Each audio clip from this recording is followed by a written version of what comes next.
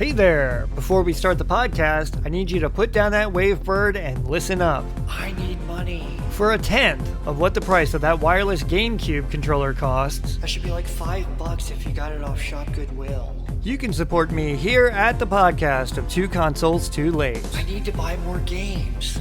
Your support gets bonus content like additional episodes, Discord server access, typewriter manifestos, and personal shoutouts on the airwaves. I actually have a typewriter. Vote on Patreon polls to see what video game I talk about next. Nothing on Atari 2600. So go to patreon.com/2consoles2late because what the world needs is more stick it!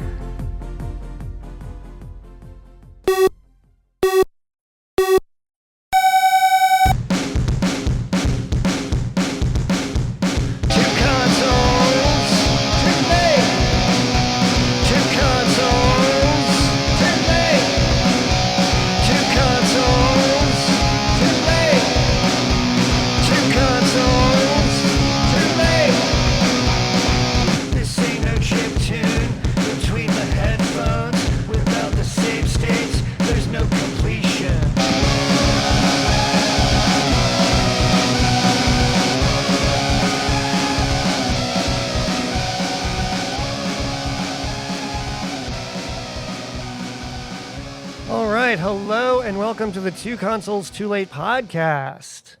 There it is, the new intro. Hopefully you like it. I'm going to give it some lip service here in a second. I am the host, Jackson Keebler, and I am Two Consoles Too Late. And on this episode of the podcast, I am talking about Flashback. Yes, I'm diving deep into one of the most cinematic, mind-bending, and underrated gems of the 16-bit era. It's a game that's part sci-fi thriller, part platformer, and it is 100% different. If you ever wonder what would happen if Blade Runner met the original Prince of Persia, this would be the game. And also an article came across my feed about another Prince of Persia game, The Sands of Time, and the remake has been updated, so we're going to take a look at that. Also going to have an extended auction alert, as it were, because a lot of things sold that I talked about in previous episodes that I'm excited to talk about. So it's going to be a lot of fun. Let's go. So a little backstory on the new intro. I picked up a copy of Flashback for the PS4, and I get these notifications from Facebook concerning my social media saying, oh, you should post more and engage your listening audience or something stupid like that. So I was like, all right, why not? So I posted this picture I got of Flashback. And with Instagram, you can put a song to your picture. So I did a search for Flashback, and Ministry came up, their song Flashback. So I paired that song with my picture. And I forgot how much I liked that song so much, I thought, you know what? I'm going to rip that off and turn it into the intro for the podcast. And unfortunately, what came out was not really an industrial ditty. It was more of a kind of like a West Coast punk sort of thing. But I'm happy with it and gets the job done. It's just a little different, you know, doing the intro and not talking while there's music going, trying to stay with the rhythm and all that. So anyway, that's what that all came about. And I'm quite pleased. I'm thinking about doing an extended version of the intro. So an article came across my feed from Kotaku, written by a Mr. Zach Zweizan. Now, this is like the third or fourth article I have featured from Kotaku, written by Zach Zweizan, to the point where I think he's the only motherfucker that works there. I actually thought, you know what, I should get that guy on the podcast. So maybe I'll send out a letter of introduction to Mr. Zach Zweizan. Anyway, so Ubisoft is still working on that Prince of Persia remake that was announced in 2020. All right. On June 16th, over a week after Summer Game Fest 2025 wrapped up, Ubisoft shared a small update about the Sands of Time remake. Some fans were nervous that the game might have been delayed again or canceled after it went unmentioned during any Summer Game Fest related event or showcase. Ubisoft has now said that that's not the case, claiming that this game is still quote-unquote deep in development. And this is a quote from Ubisoft. Yep, we're still deep in the game, exploring, building, and ensuring the sands move with purpose, said Ubisoft on Monday. This game is being crafted by a team that truly cares, and they're pouring their hearts and a lot of coffee into every step. Thank you for sticking with us. So back on episode 134, I talked about Prince of Persia: Sands of Time, and I think I gave this remake some lip service. So it's in the works, and Ubisoft has confirmed that it will be released, although we don't have a release date at this time, and we don't have any gameplay footage, just a real quick cutscene. So for all you Prince of Persia fans, Sands of Time, the remake is in the works.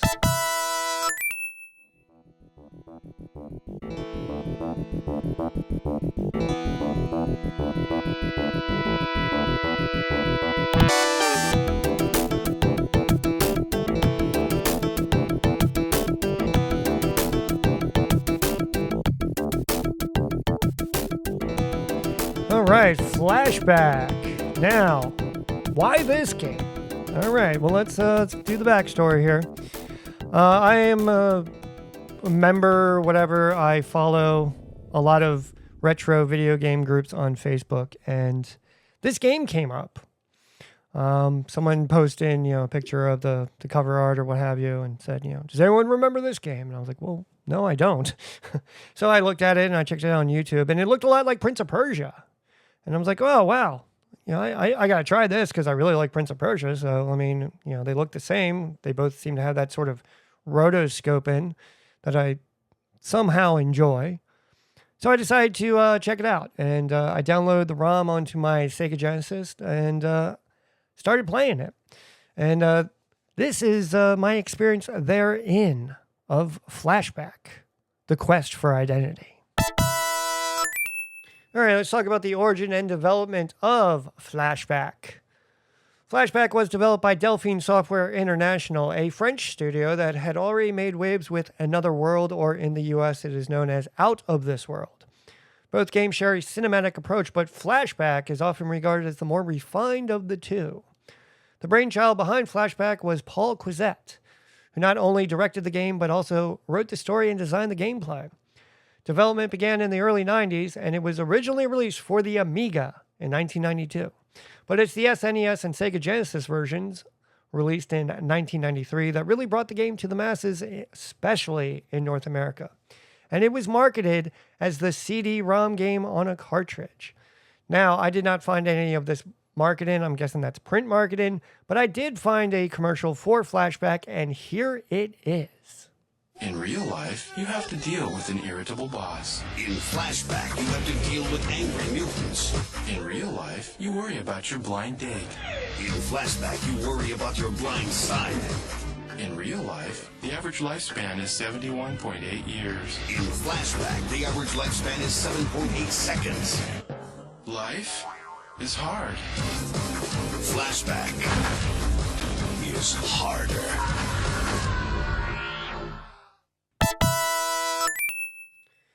Just want to make sure you understand that Flashback is harder.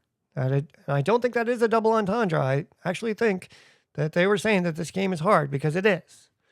Because it is a cinematic platformer much like Prince of Persia. You control Conrad B. Hart, an agent who wakes up in the jungle with no memory of who he is or why he's being hunted. And from there, it's a journey through multiple futuristic environments, from dense jungles to bustling space colonies, all the way to the surface of Titan. And here's a factoid for you. The sprite of Conrad B. Hart was based on Marty McFly from Back to the Future. And when I saw that factoid and started playing the game, that kind of made sense. The controls of this game are very deliberate. This is not a run and gun platformer. You need to think about every jump, every ledge grab, every roll, every time you draw your gun. The rotoscoped animation makes every movement feel grounded, fluid, and somewhat real, but it also means that you have to learn the rhythm of the game. One of the coolest features of the game, though, is the shield system. You can take about 4 hits, but then you have to recharge your shield manually at specific energy terminals. The game also includes puzzles, key cards, and there is even an employment side quest. Yes, at one point you need to get a job to earn money for a ticket to the next area. The combat, like I said, it's methodical. You cannot just button mash the fire button. You have unlimited ammo, all right? You are given the gun right from the beginning. But that doesn't mean that these enemies are easy to kill. You have to duck, you have to roll, you have to hide, you have to shoot at just the right moment. And some of the best moments of this game involve the careful timing of a fight. To me, this really happened when you get to the surface of Titan. But what is the story and the theme of Flashback? Well, I just kind of said it, but I'll say it again. The story of Flashback, it is a dystopian sci-fi epic told with a very minimal dialogue, but maximum mood. After Conrad escapes the jungle and regains parts of his memory, he realizes he's uncovered a plot involving shape-shifting aliens infiltrating human society. Sound familiar? It sounds a little bit like Invasion of the Body Snatchers and They Live. Yes, the movie with Roddy Rod Piper, the WWF wrestler. May he rest in peace. And in the manual, there is a comic, a 7-page comic with a lot of story setting up the game. And in the brief paragraph describing Conrad B. Hart's story, he's described as a pretty cool dude. And I guess so, if he's based on Marty McFly, who's also a pretty cool dude. But the reception and legacy of Flashback critically was a hit. It was praised for its visuals, its atmosphere, and its depth. Electronic Game & Monthly called it one of the best Genesis games of 1993. And it sold over 750 copies in its first year, and at one point held a Guinness World Record for the best-selling French game of all time. Now, there's 750,000 copies. I'm not sure if that's across SNES and Genesis, or if that's just Genesis. My research could not find those facts. But anyway, as I was playing this game, and getting frustrated numerous times, I kept quoting a movie from my youth called If Looks Could Kill. Now, at the age of, I guess I was about 11 or 12 when this movie came out, Richard Grieco plays a high school student who goes to France with his French class on a class trip, and he gets mistaken as a secret agent. So I thought that this was probably one of the coolest movies in the world at the age of, once again, 11 or 12. And there's this scene where Richard Grieco is trying to get into a casino, and he doesn't speak French very well. The backstory of the movie is he flunks his French class, and the only way he can pass is if he goes on this class trip and does summer school in France. So anyway, he doesn't speak French very well. He comes to this casino, and there's a concierge there, and this is what happens. Où allez-vous, monsieur? Listen, it is very important. I must entrees. I must find that girl. Oh, monsieur, c'est tout à fait impossible. Vous ne pouvez pas entrer comme ça. Faut changer de vêtements. Oh, no, not French. Parlez-vous English? Monsieur, what I said is that you look like a piece of adolescent American dog shit. Dog shit. Change your clothes. So as I was playing Flashback, I kept getting frustrated with the gameplay, and I kept quoting, somewhat cursing under my breath, the French. And that came directly from If Looks Could Kill, came from that scene. I don't think anyone would understand that, but it's just one of these strange things that came about as a result of playing Flashback, was remembering that wonderful cinematic gem known as If Looks Could Kill with Richard Grieco. But back to the game of Flashback. Flashback was ported to multiple systems. It was ported to the Super Nintendo, the PC, the Panasonic 3DO, the Mac, and even the Atari Jaguar. And some versions were better than others, but it is the Genesis one that has remained iconic. And it is the Genesis version that we are looking at here on Auction Alerts. Auction alert. All right, this past weekend was the Maryland Toy Expo, and if you head on over to the Instagrams of Two Consoles Too Late, I took some pictures. And a couple of those pictures are copies of Flashback. Now, why would I take pictures of that? Because I knew I was doing a podcast about the game. And it's one of these things that I would never have even recognized this game had it not been me, sitting down and playing this game. And now, wherever I go, I see it. Like, I went to Thy Geekdom Con, saw a couple copies there. I went to my local retro video game store. They had a copy. And then this past weekend at the Maryland Toy Expo, I found multiple copies. And they were about, $35-$40, depending on the vendor. So now it's whenever I go to the retro video game store or whatnot, it's just Flashback is on the radar just because, once again, apparently it sold 750,000 copies. So I went over to the shop Goodwills and I searched for a copy. Now, when you go to the shop Goodwills and you type in Flashback, what comes up is every fucking Atari Flashback trying to be sold by every shop Goodwill out there that still hasn't realized that the Atari Flashback is a piece of shit and it's not worth anything. So I tried a search for Flashback Genesis, and that brings up the At Games Sega Genesis Flashback, the plug-and-play Sega Genesis. So there are no single listings of Flashback currently, but there are some sold listings that I wanted to highlight here. All right, the first listing is coming from the Wabash Valley Goodwill. This sold on June 13th.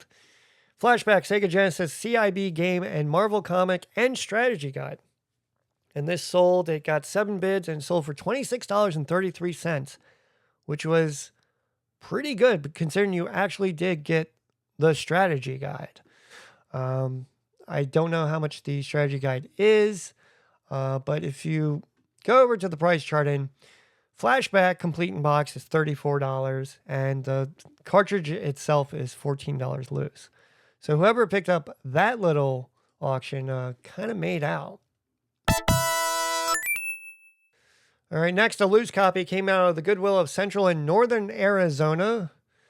It was just a loose copy. The copy itself didn't look too bad. The label was a little busted. This got 0 bids. They set the price at $4.99, and it did not sell. So the price charting price was not attainable. I'm guessing because once you add in shipping, this game goes well above $14. So that copy did not sell. But there's another CIB copy that sold. Here it is. This one came from the Goodwill of Easter Seals, Minnesota. The shipping was 1 cent shipping. So I really like it when Shop Goodwill does 1 cent shipping because they gouge you on shipping. It actually had the original price tag, and the price tag says $4.50. They set the price at $39.99, and it did sell with the 1 cent shipping. So someone paid a little bit of a premium of that $34 CIB. So you can find single copies of Flashback on the Shop Goodwills. They're just kind of few and far between. So once again, I can't really call the segment Auction Alert when I'm talking about closed auctions. But a couple of games came across Shop Goodwill that sold after the fact that I had talked about them, and I just wanted to talk about them real briefly here. First off, a copy of Castlevania Dracula X came across and sold on Shop Goodwill. Back on episode 138, I talked with Mike from the YouTube channel Dongled, and we talked about 16-bit Castlevania games. And Dracula X being one of those, sort of a poor man's Rondo. Not really a poor man, considering how much this loose cartridge, the cartridge sells for. The Goodwill of Central and Northern Arizona sold a loose copy with 21 bids for $346. And it was genuine. And back on episode 135, I talked about the wonderful SNES RPG Chrono Trigger. And a copy of Chrono Trigger sold coming from the Goodwill of Central and Coastal Virginia. That's kind of Richmond. This game was CIB in the original case. It was actually not CIB. Did not have the manual, but it did have the case. And that, with 22 bids, sold for $306. Looks like they had a plastic sleeve on the box. So someone made out there. And lastly, back on episode 122, I talked about collecting PS1 long box games. And a very interesting listing sold on the Shop Goodwills. This one came from the Memphis Goodwill Incorporated, sold on June 11th. This got 29 bids, and here's the title. PlayStation 1, PS1 Empty Video Game Case Collection, Resident Evil Twisted Metal Plus. Nowhere in the title does it say long box, but all these games were long box. And the games included Resident Evil, Twisted Metal, Fade to Black, Wipeout, Road and Track, The Need for Speed, Shell Shock, Panzer General, Top Gun, Fire at Will, Air Combat, Gunship, Battle Arena, Toshinden, Tekken, and Ridge Racer, booklet only. All right, so that's the list of these empty long box cases. Some had manual. I think most of them had the manuals. But there was no game discs. I mean, if the game discs were included, my God, this would have gone for a pretty penny. So once again, this sold on June 11th. It got 29 bids. It sold for $334. So out of curiosity, I was like, okay, is that accurate? I created a spreadsheet in Google Sheets of all the PS1 long box games. I imported all the prices from Price Charting. And I think, did I include in my spreadsheet, I think I included the price of the manual.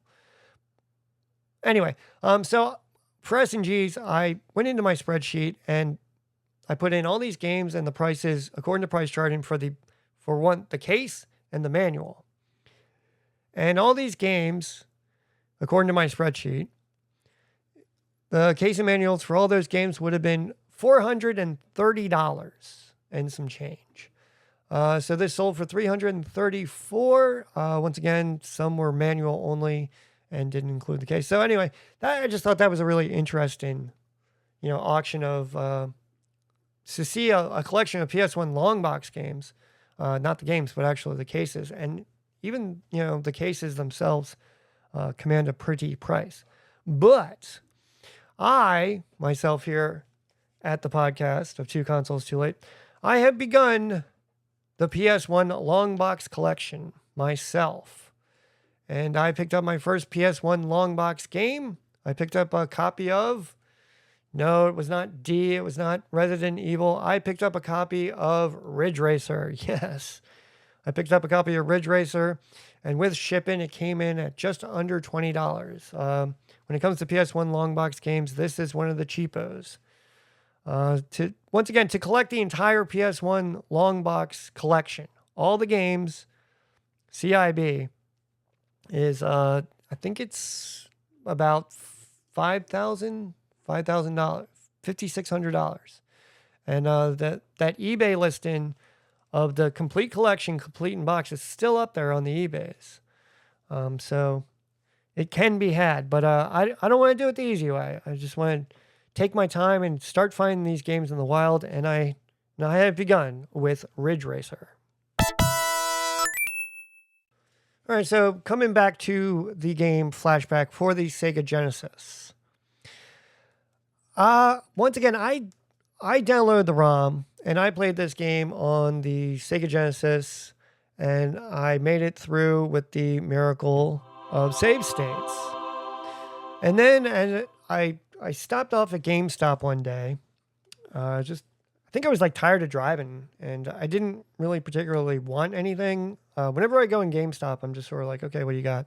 And I look to see if they have copies of Skyrim for the PS4 or what have you. And I was looking at the PS4 selection, and Flashback was in there. And I had no idea that Flashback had gotten ported to the PS4, which worked out perfect. So I picked up the copy. I have a GameStop membership or whatever whatever it is. My wife got me for Christmas. Anyway, and took a couple dollars off the price. So I picked up a copy for $10, which is great because that allowed me to sit in my living room and play Flashback on the big screen rather than here in the studio on my little 17-inch flat screen. So I did complete Flashback, but the PS4 version doesn't have save states. It's got this rewind function. So if you die, you can rewind your gameplay 2 minutes, which got some heavy use. And I'm guessing that they added that feature because this game, once again, according to the commercial, it's harder. It is hard. And once again, you have to think about your movements, It's not a running gunner. It's not a button masher. It's very different. But it was enjoyable.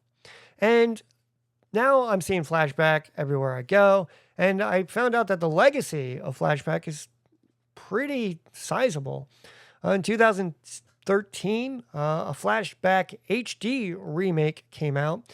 It had modern graphics and voice acting, but it came out to mixed reviews. Some fans loved the modernizations, and others missed the minimalism and the precision of the original. And Flashback actually got a sequel on the PlayStation in the game Fade to Black. In 1995, it was released, and they went full 3D on the PlayStation and the PC. But once again, they didn't quite capture the magic of Flashback. And the game Fade to Black, once again, talking about PS1 long box games, Fade to Black is a PS1 long box game. And hopefully I'll be able to pick up a copy. And now Flashback 2 has finally been released. It was released in late 2023, 30 years after the original.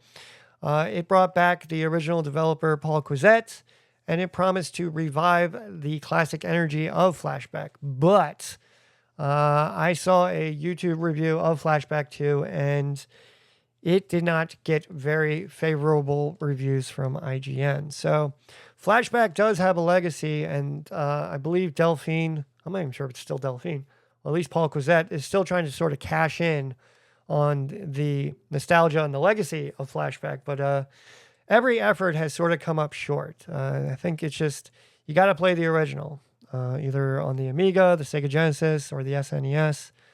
In my case, I played it on the Sega Genesis and then played it on the PS4, which was a welcome change. It did not have save states, but it did have that rewind feature. So is Flashback still worth talking about today in 2025? I'd say so. I have no nostalgia with this game. Just came across my Facebook social media feed. Hey, you remember the game? No, I didn't, but I picked it up and I'm glad I did. All right, thank you for listening to the podcast. I have been the host, Jackson Keebler. You can check me out on the interwebs. Just go to Google and type in 2 consoles, too late, and there I will be. I am right now staring at a 27-inch Sony Trinitron that my wife picked up that was saved before the dump. So I'm going to go ahead and hook my Dreamcast up to that and test it and put it on the Facebook Marketplace. Not really an auction alert. But as always, have a good one. I love you and goodbye. Où allez-vous, monsieur? Listen, it is very important. I must entrees.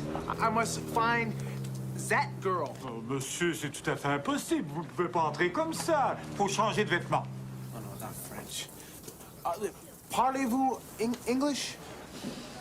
Monsieur, what I said is that you look like a piece of adolescent American dog shit.